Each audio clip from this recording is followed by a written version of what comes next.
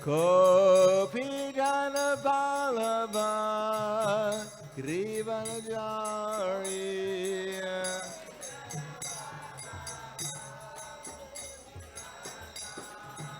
Yasoda Nana Braja Janaranjana Yasoda Nana Braja Janaranjana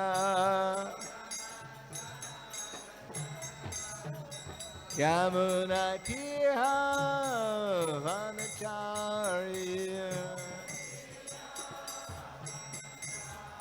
Yamuna Tira Vanacharya Jaya Radha Madhava Kunja Vihari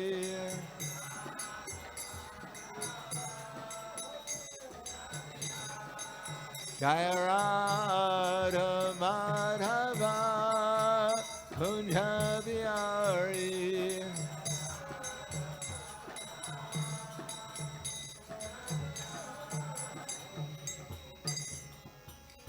Jaya Om Vishnupad Paramahansa Brahmadacharya Asadhara Satishi Srimad His Divine Grace Shalasi Bhaktivedanta Swami Maharaj Srila Prabhupada Ki Jai Gaur Premanande Harival glorious to the sound devotees all glorious to Shri Guru and Shri Garanga Om Vishnu Vidaya Krishna Prasthaya Bhutale Srimate Bhaktivedanta Swami Tenamane Namaste Saraswati Deve Gauravani Pracharane Nirvishesha Srinivadi Paskatya Desatare Om Agana Timarandasya Gananjana Salakaya Chaksur Undalitam Yena Tasmai Shri Guruve Namaha Shri Chaitanya Manobishtam Stapitam Yena Bhutale Swayam Rupa Kadamayam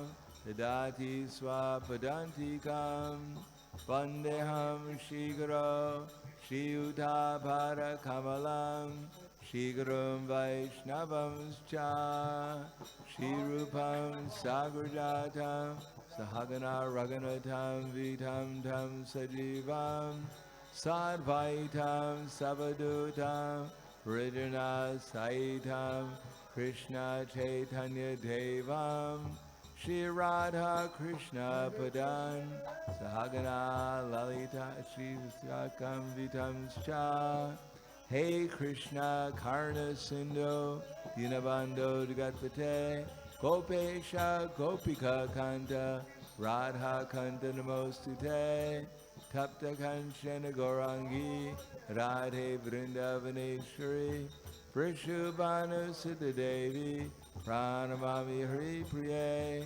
Vanchakapa Trubhyascha Kripa Sinubhyevacha Patidanam Bhavanebhyo Vaishnavebhyo Namo Namaha Shri Krishna Chaitanya Pranityananda Shri Advaita Gadadhar Shivasadi Gaura Bhaktivinoda Hare Krishna Krishna Krishna Hare Hare Hare Rama Rama Rama Hare Hare Om Namo Bhagavate Vasudevaya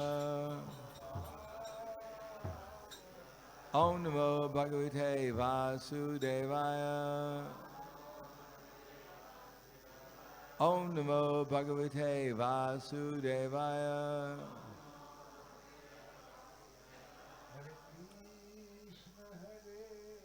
Srimad Bhagavatam, Canto 8, Chapter 8, Churning of the Milk Ocean, text number 9. Tasyam chakrus priham sarve Sasura sura manava Rupok darya vayo varna Mahimakshita chetasa Tasyam chakrus priham sarve Sasura Sura Manava Rupodarya Vayovarna Mahimakshipta Chetasa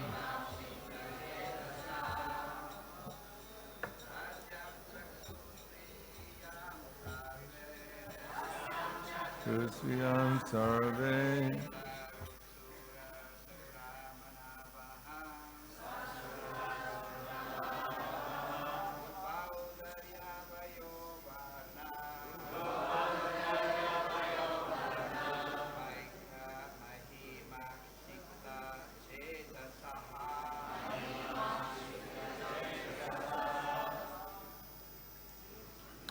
Ladies,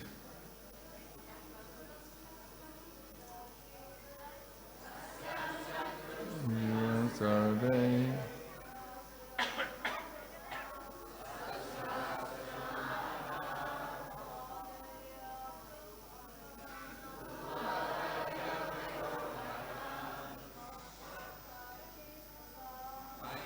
Akshita Chetasa Tasyam unto her Chakru did Spriham desire Sarve everyone Sasura Asura Manava the demigods, the demons, and the human beings. Rupa Audorya, but the exquisite beauty and bodily features. Vaya, youth. Varna, complexion. Mahima, glories. Akshipta, agitated. Chetasa, their minds. Translation and purport by His Divine Grace, A.C. Bhaktivedanta Swami Srila Prabhupada. Because of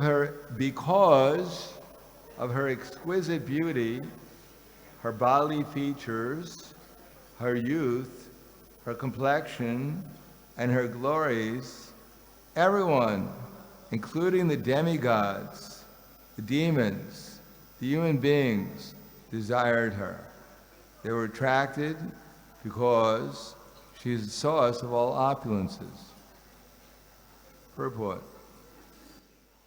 Who in this world does not want to possess wealth, beauty, and the social respectability that comes from these opulences?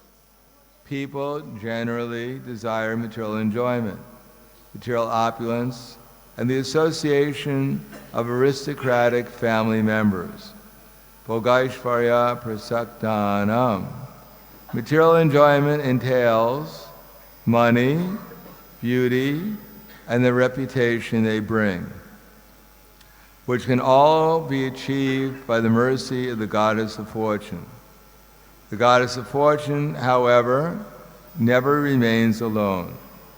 As indicated in the previous verse, by the word Bhagavat Para, she is the property of the Supreme Personality of Godhead and is enjoyable only by Him. If one wants the favor of the Goddess of Fortune, Mother Lakshmi, because she is by nature Bhagavat Para, one must keep her with Narayan. The devotees always engage in the service of Narayan, Narayana Para, Purana, can easily achieve the favor of the Goddess of Fortune without a doubt. But materialists who want to get the favor of the Goddess of Fortune only possess her for personal enjoyment are frustrated. Theirs is not a good policy. The celebrated demon Ravana, for example, wanted to deprive Ramachandra of Lakshmi, Sita, and thus be victorious. But the result was just the opposite. Sita, of course, was taken by force by Lord Ramachandra, and Ravana and his entire material empire were vanquished.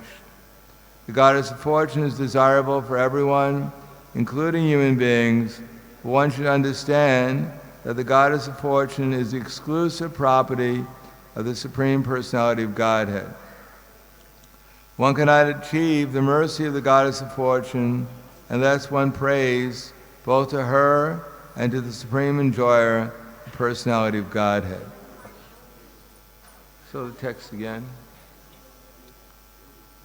Tas yam chakrus priham sarve sasurasura manava rupaudarya vayovarna mahimakshita chetasa. Because of her exquisite beauty, her bodily features, her youth, her complexion, and her glories, everyone, including the demigods, the demons, and the human beings, desired her. They were attracted because she is the source of all opulences.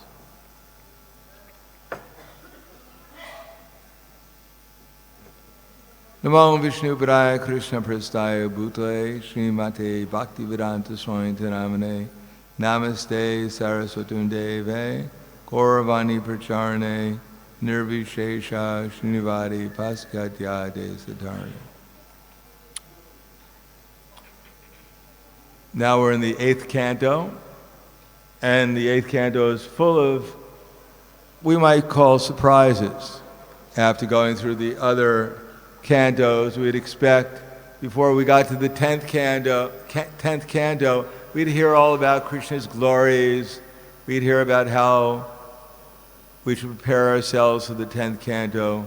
But instead we hear about stories about material opulence, about demigods and enjoying the material world, about many other things concerning the heavenly planets.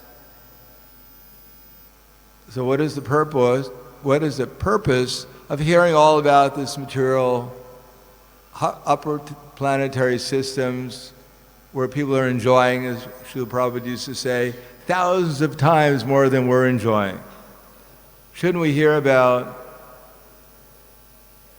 the sages in the Himalayas going through austerity so they can concentrate their minds upon the Supreme Personality of Godhead?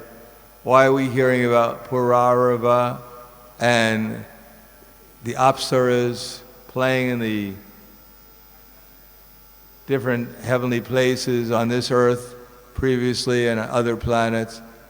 Why is our minds being disturbed by such descriptions of Indra fighting the demons, having a chariot with 10,000 horses or something like that, maybe 1,000 horses, fighting against Namichu, or whatever his name is, Namichi, throwing a weapon made out of foam to cut off his head? Why all this material information?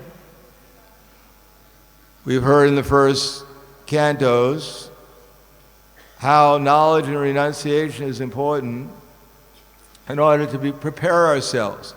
After all, according to the Bhagavad Gita, first we have to come to Brahman platform. And that's when it's actually on the Brahman platform, then how can we actually relish the pastimes of Krishna? Nasti buddhya yuktasya, nacha yuktasya bhavanaha, nacha bhaviyantak shantir, ashantasya kutak sukham. For one who's not in Krishna consciousness or transcendental consciousness, they can have neither a controlled mind nor steady intelligence, without which there's no possibility of peace. And how can there be any happiness unless there's actually peace? In other words, we have to work on the spiritual platform to experience spiritual happiness. And the spiritual platform begins with Brahman realization, that I'm not this body, and beyond that, that I'm actually Gopi Bharata Pada Kamalayor Dasa Dasa Anudasa. I am simply the servant of the servant of the servant of Krishna in disciple succession. If we work on that platform, the first thing we do is Guru Ashraya. We take shelter of Guru. Guru means one who's connected with Krishna in disciple succession. And for us specifically, it means one who's connected with Lord Chaitanya Mahaprabhu and the Panchatattva in disciple succession, who naturally by their joyfulness, Brahma Bhuta Prasanatma, their ecstatic love for Krishna in separation, automatically connects us with all of Krishna's associates in the spiritual world. There is no question of connecting ourselves with Krishna in the spiritual world unless we first of all become spiritual. And that spiritual means that we become prasanatma, or Raja Vidya Rajaguyam Pavitram Uttamam Pravaksha Vargamam Dharmam Susukam Kartum Abhyam, everlastingly joyful. And that everlastingly joyful, as Krishna says, that Sarva Dharma Parityajya Mamekam Sharanam Vraja Ahang Twang Sarva Papebhyo Mokshisyami Ma Suchaha. Give up our anxiety. What is our anxiety? We're thinking, we hear that things are not so good in Kali Yuga. It's hard to get very much material enjoyment. But if we go to the heavenly planets, oh, there's so much enjoyment. The fruit is all organic. The water is completely pure. It tastes like nectar. You don't have to pay for bottled water on the heavenly planets. There are no factories, so the atmosphere is very pleasant. The air is pure. No one has lung diseases in the heavenly planets. There are no doctors. Well, there are a few doctors in the heavenly planets, but mostly they're unemployed. And the ladies there are gorgeous, thousands of times more beautiful than any Miss Universe. And the men are not only handsome, but they actually make good money there.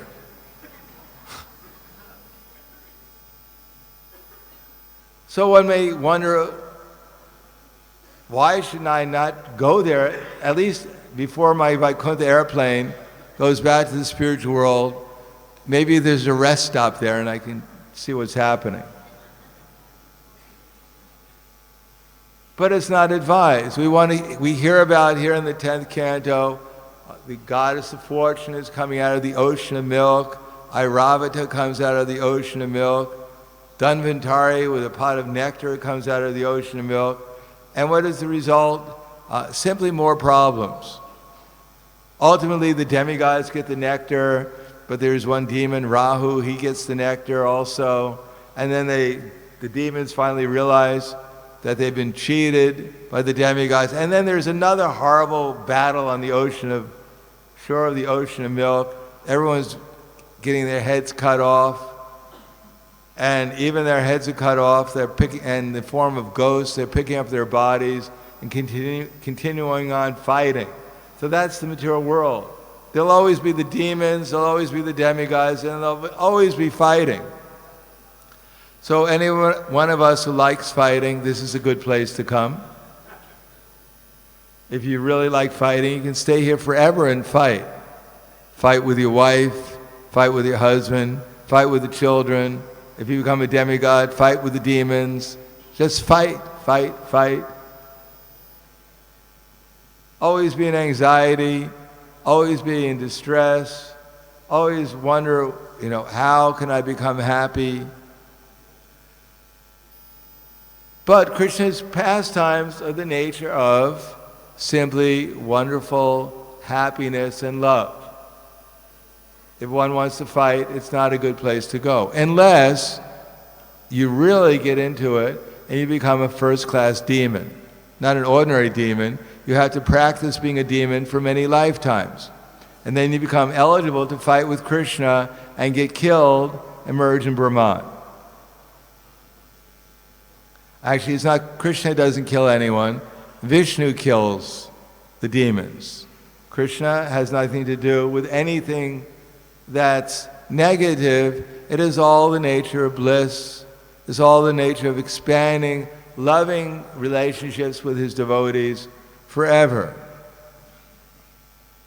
In other words, if there's a little bit of desire to see what the heavenly planets are like, then we'll wind up there.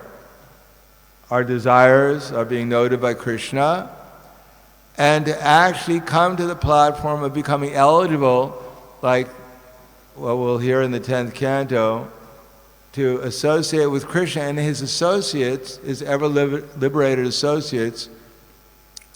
Generally speaking, we have to come to the platform of bhava, actual feeling for Krishna, feeling for everyone in relationship to Krishna.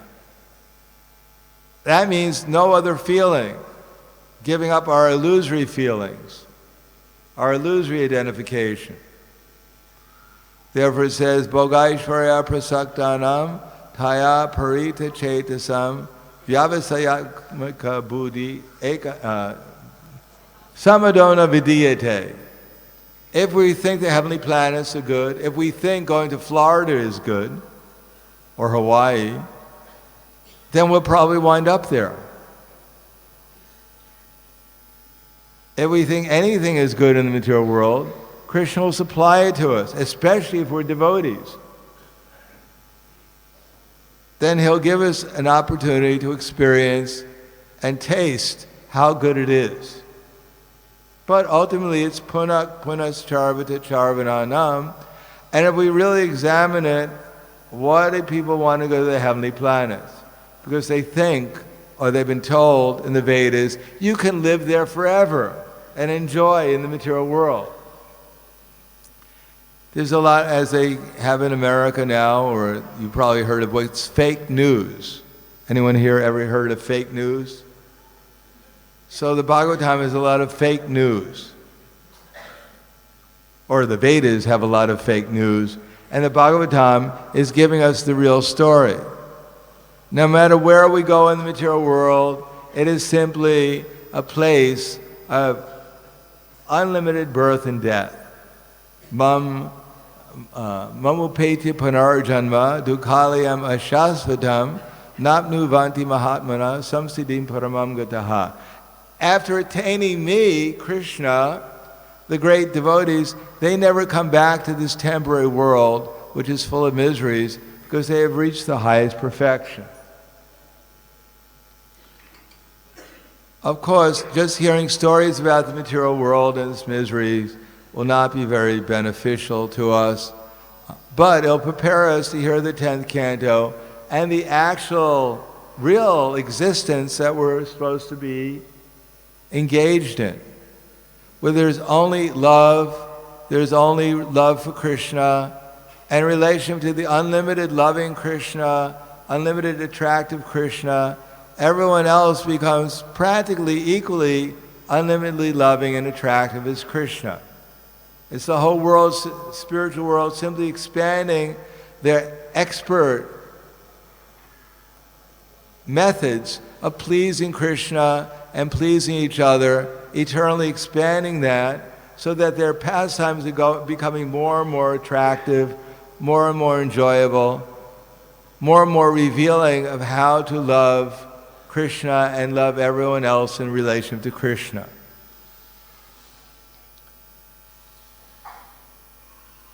And the first principle, as I mentioned in the beginning, is that we have to find association of devotees who have that interest, who actually want to love Krishna and want to learn the science of loving Krishna. That science, Sri Rupa Goswami has said, is exchanging, loving exchanges. We don't love by simply reading some book. We love by exchanging expertly our loving exchanges with the devotees. Therefore, Srila Rupa Goswami said, Dadati pratigrinati goimakiti pritsati bunte bojayate chaiva shadvidam pratilakshana. This priti, which everyone wants, because after all, why there are so many books all about love? And why there are so many songs about love? Why, if people actually knew the way of finding love, then there would be one song they'd be singing. But why do they sing so many songs? Why so many books about love? Why not accept the Bhagavatam, which is the actual book about the science of love? So this priti purvakam, this priti that everyone's searching for, is obtained by their loving relations with the devotees. Offering prasadam, but offering it with love for Krishna. Krishna is happy when he sees his devotees are eating his prasad. So the devotees act as instruments and offering lovingly the prasad. And when they eat prasad, they remember Krishna, how merciful he is to give us his remnants through, and therefore they eat the prasad with love, remembering Krishna. That's called Krishna consciousness. And when they talk about Krishna, they talk about Krishna as if they're giving others the greatest gift.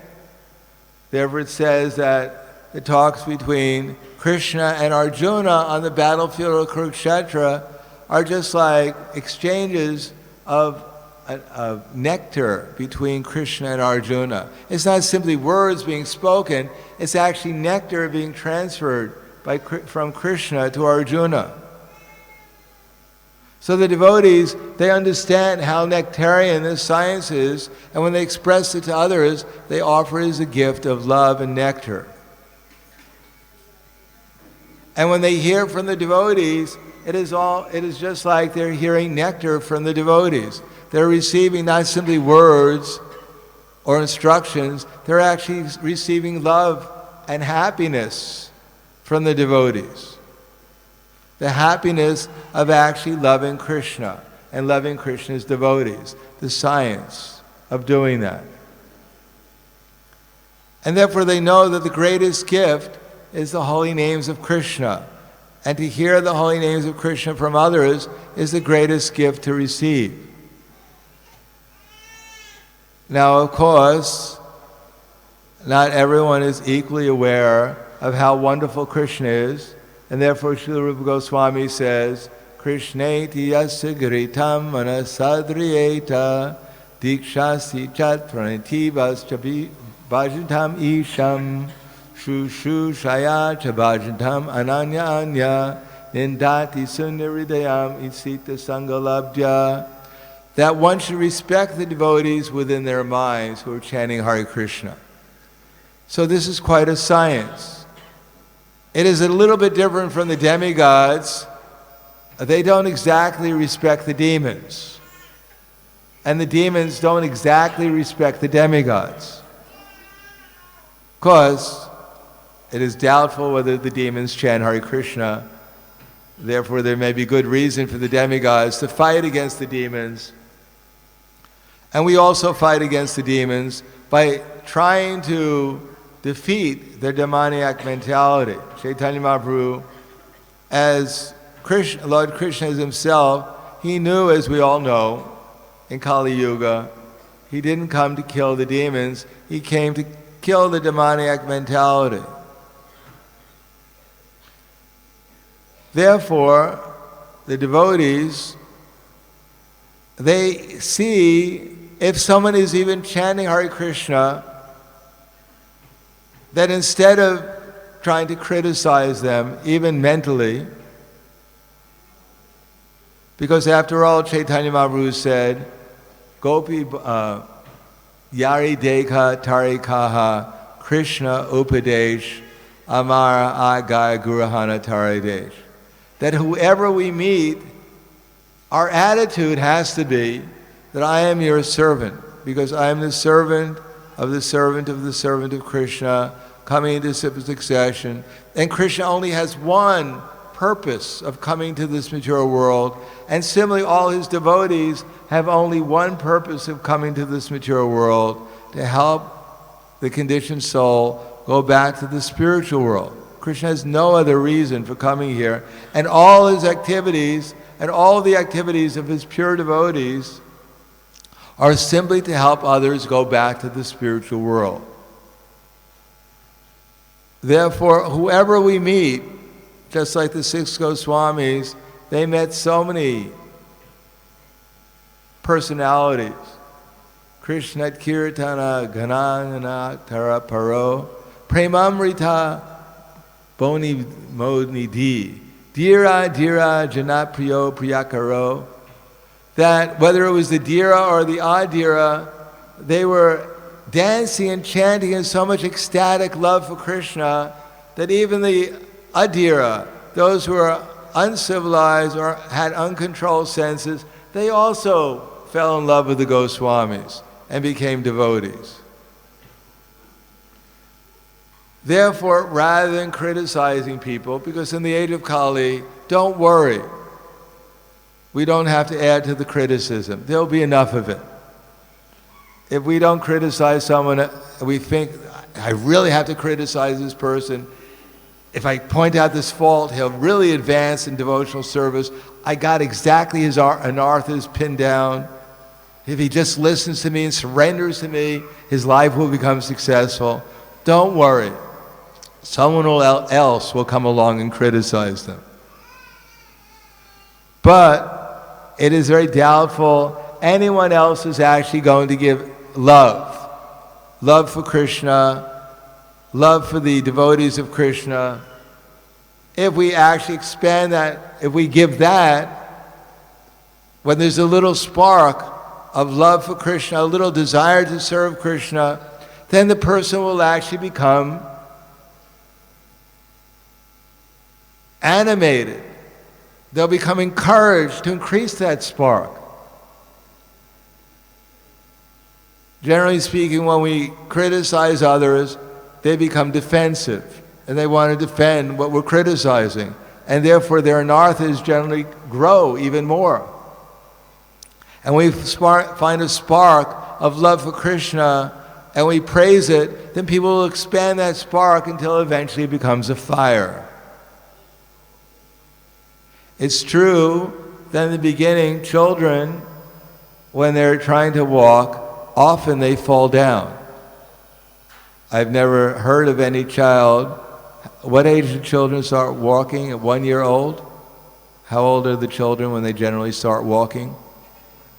What's that? 1 year, more or less. But say the child's 1 year and 1 month, he takes a step and he falls down. So do the parents go, "You rascal! You're a member of our family, our dynasty. All the wonderful people in our dynasty, they always walked at 1 year old. What's wrong with you, you rascal? You're defaming our whole dynasty. Look, he tried again and he fell down. You rascal, twice in a row you fell down. What's wrong with you?" Generally speaking, parents, when they see that their child is even trying to walk, they become enlivened. Immediately you see on Facebook, he took a step. Calling up the grandparents, yeah, it's working, he took a step. And progressing, even if he falls down one time, another time, but gradually he'll learn, at the cost of time, by practice, how to walk. And then when he walks, eventually he'll dance. And if he becomes Krishna conscious, he'll dance in ecstasy. So to fan the spark of devotional service in whoever we meet. Now familiarity, we hear, breeds contempt. Therefore sometimes we forget. We think, oh, this is my father, this is my mother, this is my husband, this is my wife, these are my children, these are my friends. And we forget that actually these are not my parents. These are not my friends. This is not my husband and wife. These are all Krishna's servants. And I am the servant of Krishna's servants, and I serve them by serving my acharya in disciple succession, who's connected to Krishna, and therefore I learn how to expertly help whoever I may meet. Whatever my relationship may be with them, I learn how to help them advance in their consciousness, their love, their attention for Krishna. Then I'll actually be doing something beneficial for them and for myself also. Otherwise, if my spiritual master who connects me with Srila Prabhupada in disciple succession, if the associates of Srila Prabhupada who connect me with this disciple succession don't connect me with Krishna, then it's called Shramam Eva Hi Kevalam. Perhaps some activity will help us understand the necessity of connecting with Srila Prabhupada, with his associates who connect us with Srila Prabhupada in disciple succession, and therefore get the connection with Krishna through Lord Chaitanya Mahaprabhu and the 6 Goswamis, so the feelings of separation from Krishna and Vrindavan can be awakened within us, and everything else, when we get Krishna's association, his associates in Vrindavan, their loving feelings towards Krishna through our disciple succession, then everything else will seem tuchavat, completely insignificant. And therefore, when we hear about the heavenly planets, Kaivalya Narakaryate, Tridarshapur Akasha Pushpayate, merging in Brahman will seem like it's hell. Right now, getting out of all material misery will not seem like hell to us, it'll seem like heaven. Actually, millions of times greater than heaven is to merge in Brahman, the happiness. But if that happiness emerging in Brahman is multiplied 100 billion times, it wouldn't equal to 1 atomic fraction of a drop in the ocean of pure devotional service. So what does that mean? I have no idea, but at least I can repeat what Prahlad Maharaj said. But it's certainly something to look forward to. Therefore, the connecting with Krishna through the Guru in disciple succession, who's actually in that Gopi Tyaktva Tornam Shesha Mandala Prati Shrenim Sadatu Chavat Bhutva Dina Guneshako Karunaya Gopina Kanta Shrito Gopi Bhavar Samrita Dila Hari Kolola Magna Mahur Bande Rupa Sanatano Raguyago Shri Jiva Gopalago. The 6 Goswamis, they gave up so much material opulence, so much power, princely status of life. And they went up with Vrindavan, where they lived like mendicants begging from door to door. But they were so much enriched with the gopis' feelings of separation that they enjoyed transcendental pleasure at every moment. Similarly, Krishna himself, in the form of Lord Chaitanya, when he was at Jagannath Puri, he was also in the mood of Srimati Radharani, feeling the separation of Krishna. So that's what we're trying to learn. Therefore, we serve the innocent by, at least when someone becomes a little Krishna conscious, we respect them within our minds. But also we learn how to cooperate with the devotees, because we want to become connected with Lord Chaitanya Mahaprabhu, and we have this association of devotees simply to exchange these loving exchanges amongst ourselves, and then go out and help others experience loving exchanges with the devotees also. Srila Prabhupada said, when the devotees go out and distribute books, it is not their expert salesmanship that generally distributes the book, is their enthusiasm. The enthusiasm to serve our acharyas in disciple succession and distribute this transcendental love for Krishna to the conditioned soul is that enthusiasm that attracts people. Because that enthusiasm is spiritual. It is full of actual knowledge and awareness eternally. It is real because it is really a relationship with that person we're connecting to as Krishna's eternal servant and us as the humble servant of the servant of Krishna, delivering Krishna's message to the conditioned soul. So we have to learn how to cooperate to spread the Krishna consciousness movement amongst ourselves and amongst the innocent, so that the atheists, they'll also become devotees in this age, like Jagai and Madhai. Chaitanya Mahaprabhu's pastimes are so wonderful that everyone's including. Krishna is there. Chaitanya Mahaprabhu is feeling separation from Radha and Krishna and Vrindavan and their associates, and all their associates are feeling that ecstatic feelings of separation. Therefore, they're always living in Vrindavan. And innocent people, when they come in contact with that transcendental potency, they also become devotees. And even the atheists, Jagai and Madhai, they become devotees. And others, because there's always others in this material world, they become ruined. And show everyone that if you offend the devotees, if you offend Krishna, then you'll be ruined, especially in Kali Yuga, or in any Yuga.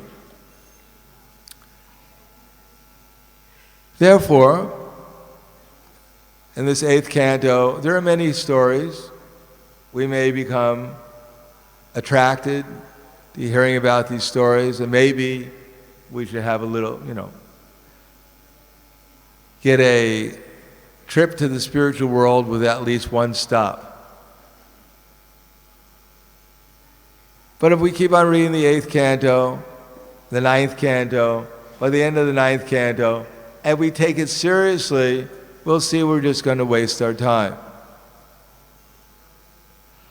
On the other hand, if we take shelter of someone like Srila Prabhupada through his associates, we can actually serve the mission of Chaitanya Mahaprabhu as given to us by Srila Prabhupada. The result is, if we feel that happiness by loving the devotees, by serving the devotees, by serving the mission, by serving them, by helping them actually advance in hearing, chanting, and serving Krishna, the result is that any other relationship will seem like it has no value whatsoever. Either in the heavenly planets, on this earth planets, or on the hellish planets, everything else will seem completely insignificant. Therefore, the question is, how do we fix our minds upon Srila Prabhupada and the previous acharyas? Well, that's why in this song by Srila Narottam Das Thakur, he said, may I always, Dwaya Kora Shri Acharya Prabhu Srinivas Ramachandra Sangamage Narottamo Das. May I always live in the association of devotees and serve the previous acharyas. In other words, Srila Prabhupada did not only give us his books with complete knowledge of how to develop ecstatic love for Krishna, but he's given us a society of devotees by which we can practice how to develop ecstatic love for Krishna. So Srila Prabhupada's books are there, his expertise in helping others become Krishna conscious are there in his tapes, his lectures, the videos, the movies. In so many ways we have Srila Prabhupada, his Murti, so many different ways we have Srila Prabhupada's association.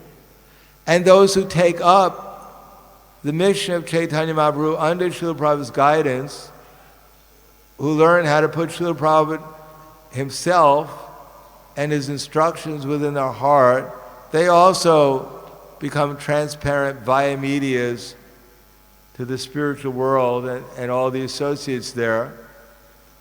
And they are also, their association is just as valuable as Srila Prabhupada's, because it is Srila Prabhupada's association. It is Krishna's association.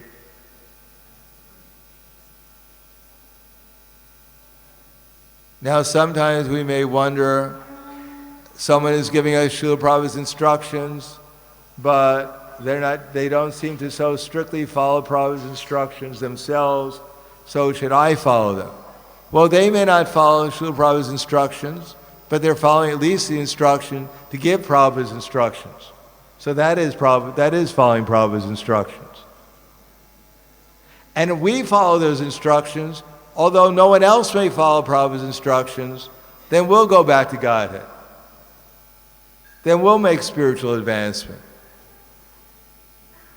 And we should appreciate that this person, this devotee, although it appears to my materialistic mind that there is something that they're material, but if they're actually at that moment giving me Srila Prabhupada's instructions in disciple succession, then they are a Krishna and his representatives, delivering me back to the divine association of Krishna and his associates.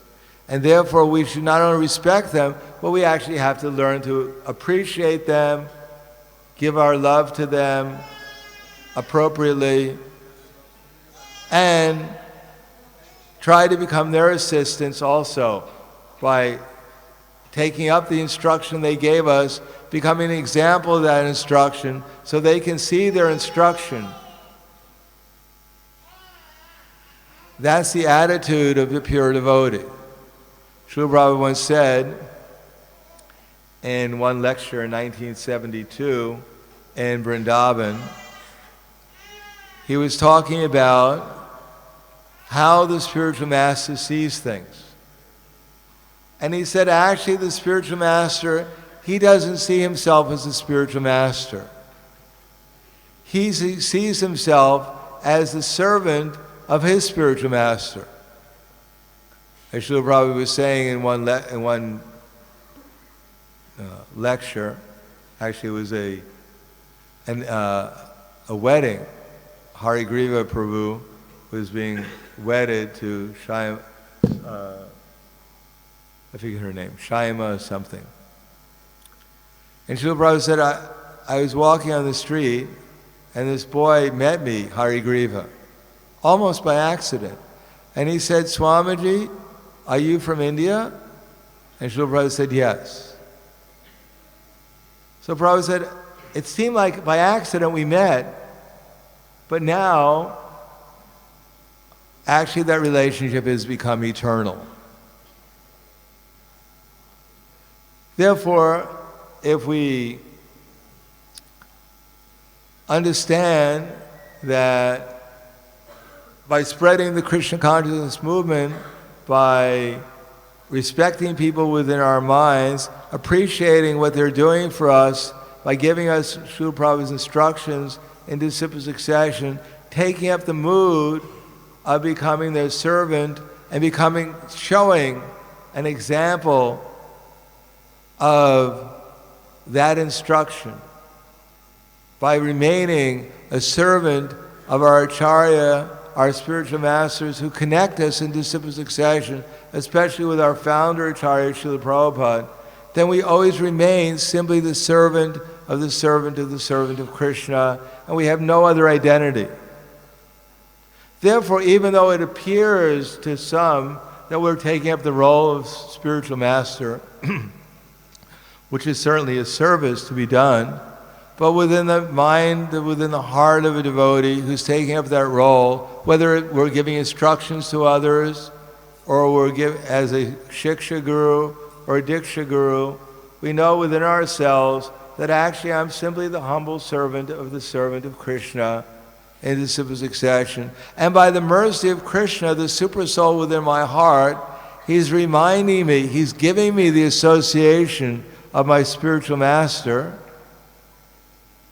And when I repeat his words appropriately, and when my followers or disciples follow those instructions, they're not my instructions, they're my spiritual master's instructions. They're the super soul's instructions.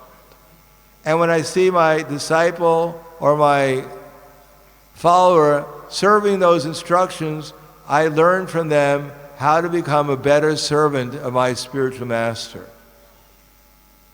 Therefore, the actual spiritual master never sees himself as a spiritual master. He simply sees himself as a humble servant of the servant of Krishna.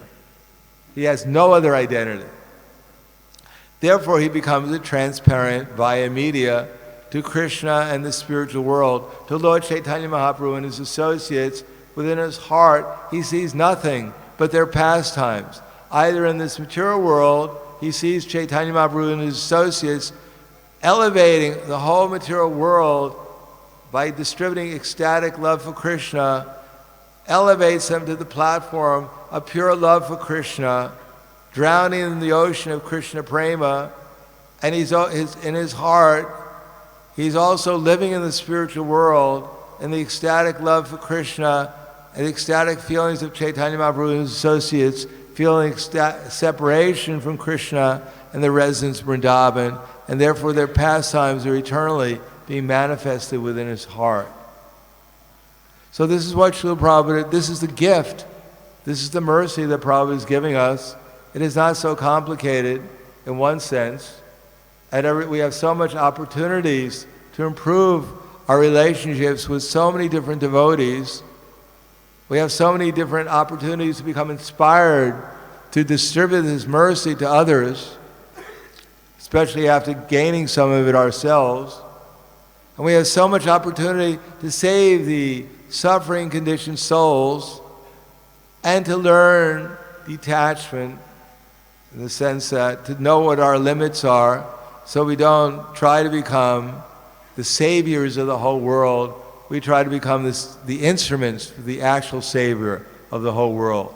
Chaitanya Mahaprabhu, Srila Prabhupada, and their associates.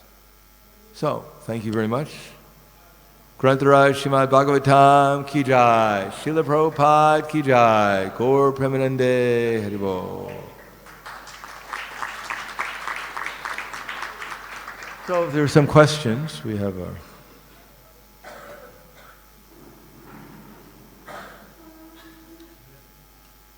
He's first and then you're second. Maharaj, thank you very much for your class. And I have a doubt that it is said in this verse that Manava, Swasura Sura Manava. So the fact is that demons and demigods, they were having screws and they did that churning of ocean. So human beings were also there, or You mean during the churning of the ocean of milk? Yeah.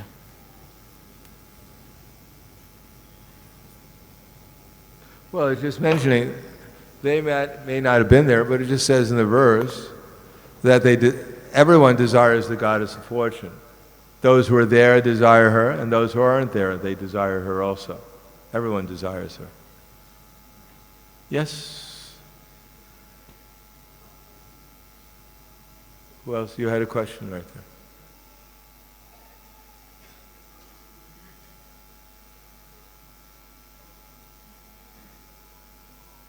Hare Krishna. Thank you.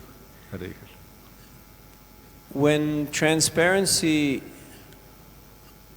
decreases,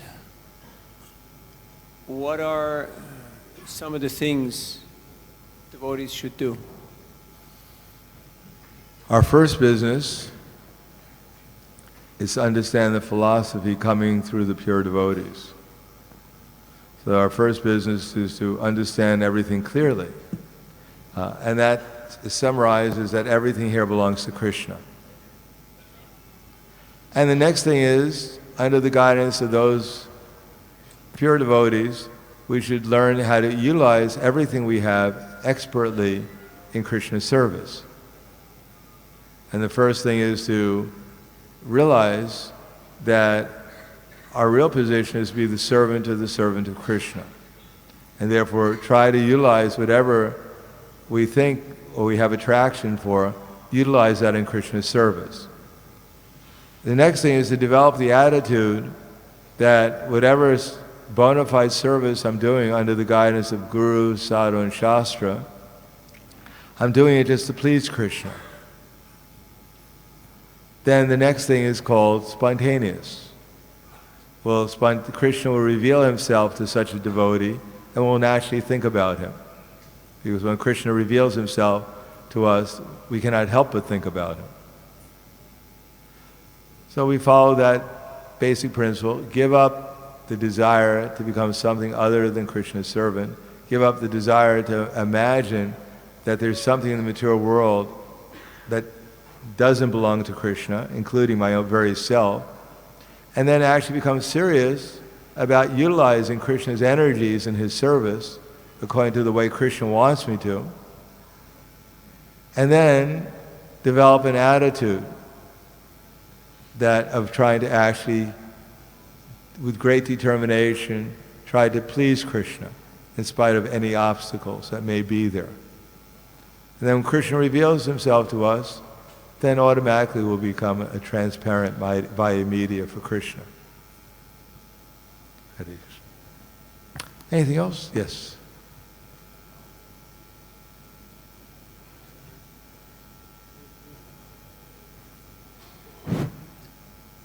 My question is that what is the origin, seed of the demoniac nature which we possess in our heart?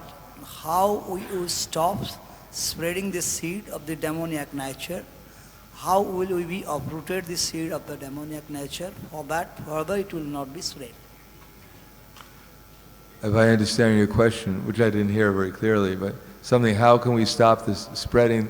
Within our hearts there may be some seed of demoniac nature. So how do we stop spreading it to others? Is that right? How do we uproot it? Well, we know the process is offenseless chanting of the holy names of Krishna. So we practice in the association of devotees loving exchanges under the guidance of the most expert, those who are most expert at exchanging loving exchanges with the devotees, most expert at spreading Krishna consciousness to others, most expert at being detached from materialistic association. We take their example, their instructions, we apply it within our lives, and when we become actually conscious of Krishna in our loving relationships with Krishna and with the devotees, then the result is the demoniac tendency is uprooted by as it says, Tesham. First of all, we hear from the devotees how to do it. Then it says, Machchita Machkata Prana Bodhyantash Parashparam Katayantas Tramam Nityam Tushanti Cha Ramanti Cha. The thoughts of my pure devotees, they dwell in me, their lives are surrendered to me, and they derive great satisfaction and bliss by enlightening one another and conversing about me. So we stay in the association of devotees, we hear and converse about our understanding of how to become Krishna conscious, what Krishna consciousness is. And then by hearing that, Tesham eva nukam, Tesham sadatam yuktanam, bhajantam priti purvakam, dadami buddhi yogam tam, yena mam upayanti te. That as we practice devotional service in our daily lives, by trying to become more steady, more enthusiastic about devotional service, then the result is Krishna within our heart gives us more and more intelligence, realization, how to exchange these loving exchanges with the devotees, and how to elevate the innocent, how to love Krishna, and how to avoid the atheistic people. And then, Tesham eva nukam paratam, aham agyana jam tamaha, na shamyam yatma bhavashto, gyana dipena bhashvataha. When Krishna sees we're sincere, he reveals himself, and in that revelation we become ecstatic and that ecstasy burns away all the contamination within our heart. Krishna Surya Sama Maya Haya Andakar Yahum Krishna Tahum Maya Yahu Nahi Adhikar. If Krishna appears to us, then Maya disappears. Yatai Damso Samrido Ganira Bhasma Sakru Terajana Ganagni Sarvakarmani Bhasma Sakru Te Tata. Just like the blazing fire burns firewood to ashes, so does transcendental consciousness, or Krishna consciousness, burn to ashes all the contamination of material activities. What's that? How is it established? Well, as soon as we forget Krishna, Maya finds a good place. As it says that Krishna Bahira Mukha Bhoga Vanchatari. As soon as we turn our heads away, our faces away from Krishna, then Maya comes and enters into our heart. So we have a choice. Either we think about Krishna, or through our senses, in our mind, so many materialistic thoughts will come. If we don't accept Krishna, then we automatically we accept Maya. As Krishna said, just one more thing. Mat shita sarva duragani, mat prasada tarishasi, atat chetvam ahankaram, nishoshasi vinangshasi. If you become conscious of me, you'll pass over all the obstacles of conditional life by my grace. If, however, you do not hear from me, then you'll be lost. Yes. Oh. One more question. That's it, the last question. Yes. Hare Krishna Maharaj. Maharaj, you say that we need to associate with the devotees and serve the devotees. But in family life, very difficult to understand if wife is also devotee. So we very difficult to think I need to serve, or she need to think we need to serve. But in outside, we can serve the devotee very nicely. So how we can implement in house life also? Well, our wife may not be a devotee, or our husband may not be a devotee, but we have to act in such a way as to try to help them become devotees. And even if they don't become devotees, still we act in such a way as that we remain our devotee ourselves. Prabhupada said if you try to catch the big fish, you shouldn't get wet. So we remain the servant of the servants of Krishna, and we help everyone, including our relatives, to the best of our capacity. And we're not trying to bring them back to our spiritual kingdom. We're trying to bring them back to Krishna's spiritual kingdom. Therefore, we remain detached because we're being used as Krishna's instrument, because their relationship is ultimately not with us, it's with Krishna. We do the best we can. Thank you very much. Grantaraj Srimad Bhagavatam ki jai, Srila Prabhupada ki jai, Gaur Premanande. जय नरसिंहदेव भगवान की जय भक्त